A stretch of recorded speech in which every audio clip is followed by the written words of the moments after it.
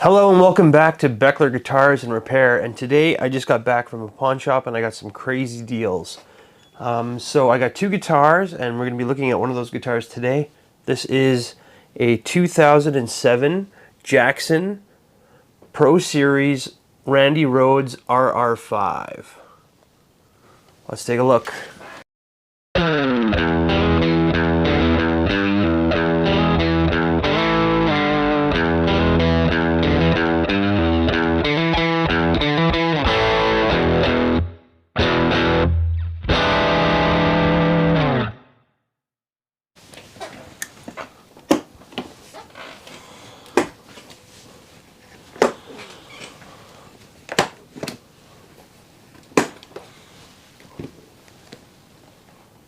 Alright, here it is.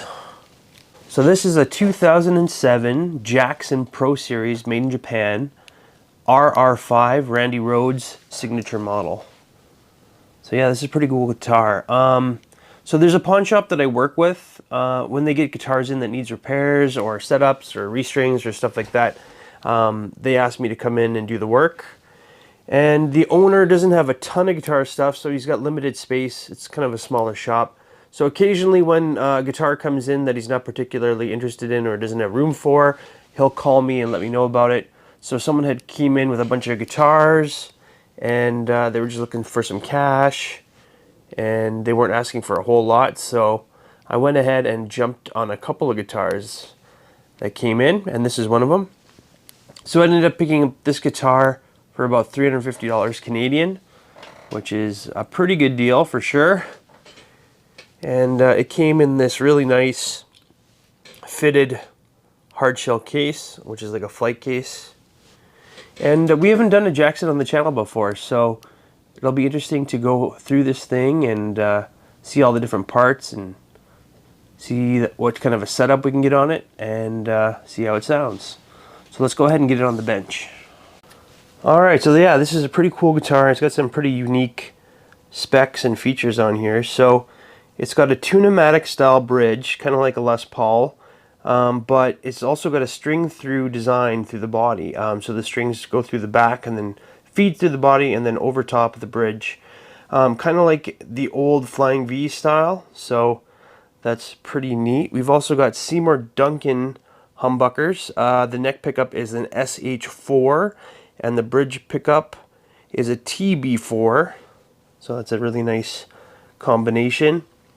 We've got two volumes, a master tone, and a three-way switch. So bridge, both, and neck. This is an alder body,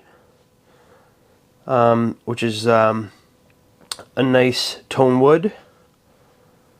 And this is a set neck, so it's not a bolt-on, it's actually a set neck design. And the neck is hard rock maple. It's a scarf join, so that means it joins kind of right here on the back. This is a totally covered, this is a totally finished in cream guitar, so you can't really see that scarf join.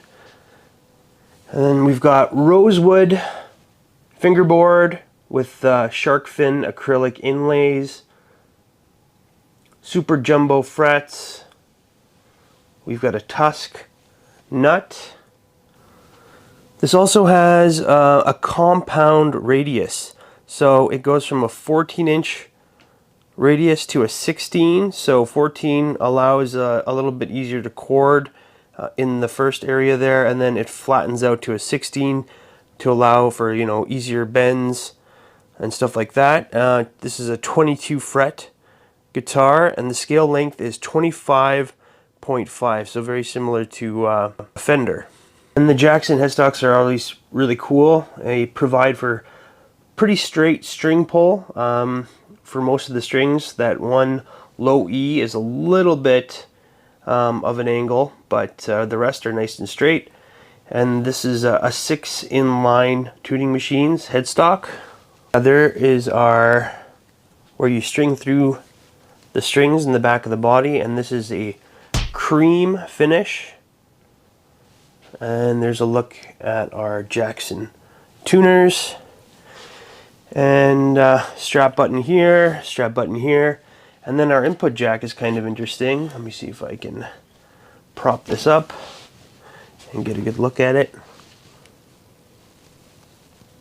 So yeah, there's our input jack. So it's kind of like a Strat style input jack, but it's on one of the fins here on the back. So it's kind of nice and out of the way. All right, let's get some specs. So nice and light, just coming in under 7 pounds at 6 pounds, 15.4 ounces. In the bridge position, our TB4 Seymour Duncan is reading a 16.96. And in the neck position, the Seymour Duncan SH4 is reading a 15.95. And in the middle position, it's an 8.22. Width at the nut is a 1.72, and at the 12th fret, a 2.08. Neck depth at the first fret is a 0.80, and at the 12th fret, a 0.853. And here's our neck profile. So it's a pretty flat D neck profile. You can see it's pretty flat even at the first frets, and by the 12th it stays fairly flat. And it definitely feels like a thin, flat, and a little bit wide neck. So it's pretty much a shredder neck. Alright, let's have a bit of a look underneath the hood here. So here's a look at our pickups. So yeah, that's indeed a TB4 on the bridge, branded Seymour Duncan. And there's a look at our pickup route. Nice and clean. It's been finished afterwards, so you can't really see the wood. It's got some shielding paint in there and a ground wire and a little bit of buffing compound, which is, you see that a lot in a lot of guitars. But yeah, everything looks good as it should. And our neck pickup. The neck pickup is the same story. It's an SH4, branded Seymour Duncan. And our pickup cavity looks very similar. Shielding paint, finished, buffing compound, but nice and clean looking. And then this is cool. So the pick guard is an aluminum pick guard, and it doubles as a cavity plate. And this is a top routed guitar. So there's no routing in the back, everything's routed in the top. And then here's a look at our controls and our wiring. So yeah, full-size pots, and it looks like a nice 3-way toggle switch, and everything looks nice and clean. It looks like nothing's been altered on this guitar. It all looks stock original. And there's a look at our control cavity, which is very similar to our pickup cavities. It's all shielded, a little bit of buffing compound, but nice looking routes. So everything looks good there. And then here's a look at our bridge. It's branded a BH 1993 1993, and yeah, it's kind of just a gold-plated Tune-o-matic style bridge. Okay, actually, this Jackson does have a Gibson style truss rod, and it looks like a Gibson sized one. Adjustment tool is not going to fit. I've got some more somewhere. I just gotta look around, see if I can find it. Alright, here we are. Yes, this one fits. So it looks like the truss rod's nice and responsive, and there's no thread showing, so good shape there. And the headstock's in really nice condition, no scratches or dings. And our fretboard is nice and dark and streaky. It looks really good. Our frets are in really nice condition, super shiny, and no signs of wear anywhere. And the rest of the guitar is in pretty nice condition. No scratches or dings on the top anywhere. And needs a little bit of a wipe down, but overall really nice condition. We've got some dings on the horn here, which is in the usual spots. On these pointy guitars, if you hit anything with the horn, which is the first thing that hits because it's the first thing that's poking out, it'll chip. And so that's why you usually see this on the ends of horns. Luckily this one has just two spots, just that one spot, and then just one over here. So yeah, one right there, just two little dings on this guitar. Oh, and one other ding on the back as well, in both spots. So both sides of the horns are a little dinged up. The back of the body's in good condition. No scratches or dings anywhere there. And a couple little impressions on the side here.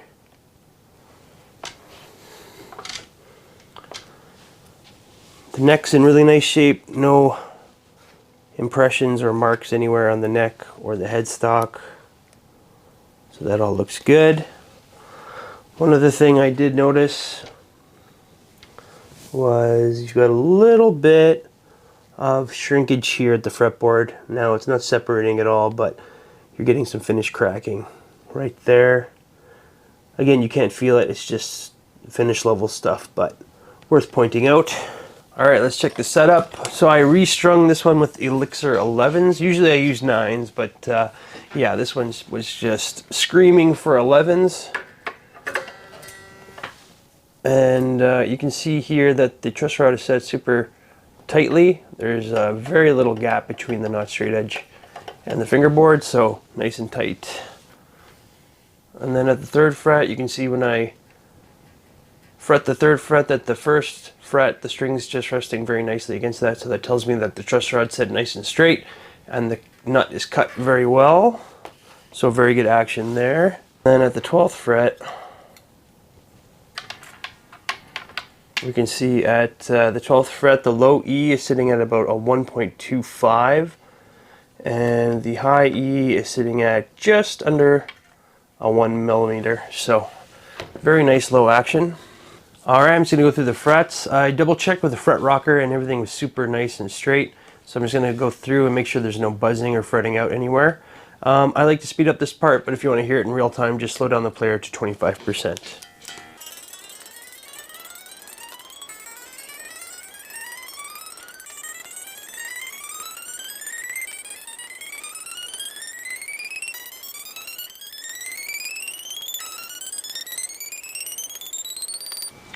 Alright, so yeah, super nice low action and no fretting out or buzzing anywhere. It's and the frets are super polished, so it's really nice and easy to bend. And yeah, it feels great. No sharp fret ends at all, nice and smooth. Okay, let's go ahead and plug it in and see how it sounds. Alright, so I'm not really a big metal guy, but I'm plugged into my Fender Deluxe Reverb reissue, and we're going to do clean, we're going to do like overdriven, and then we're going to try out this new pedal I've got, which is the Zvex or Zvex box of metal. So we'll check that out. I'm just going to be going over the bridge, the neck, clean, dirty, and in the middle position, and then we can hit the box of metal. So I had to turn down my amp volume just a bit because these really hot pickups really wanted to overdrive my amp, so it's hard to get a clean sound. So I've turned down the amp to about 4, and we're going to try some clean.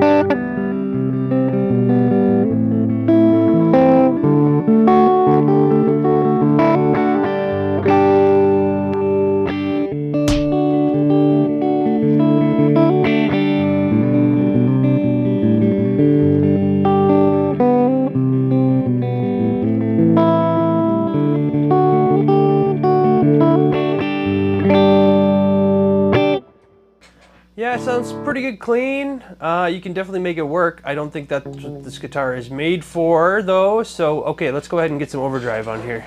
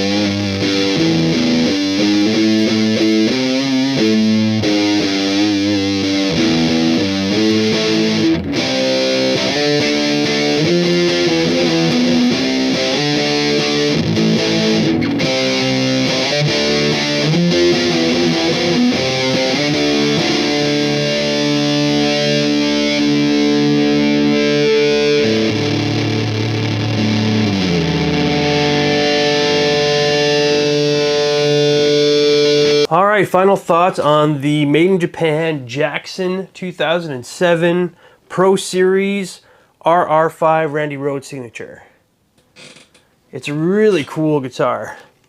And I'm not really a metal guy, but I can still appreciate what this thing is doing. Because once you throw in some really heavy distortion, it just lights up and sounds great. And it plays great too. It's really high quality guitar. You can definitely feel the quality when you play it. The frets are perfectly level. I got the action like really nice and low. We've got 11s on here, so I'm used to 9s, but this guitar definitely needs 11s just for down tuning and for chugging and heavier stuff. And it does feel and play great. And yeah, just really nice, you know, appointments on here. It's got a nice thick rosewood fingerboard. The fretwork was really nicely done.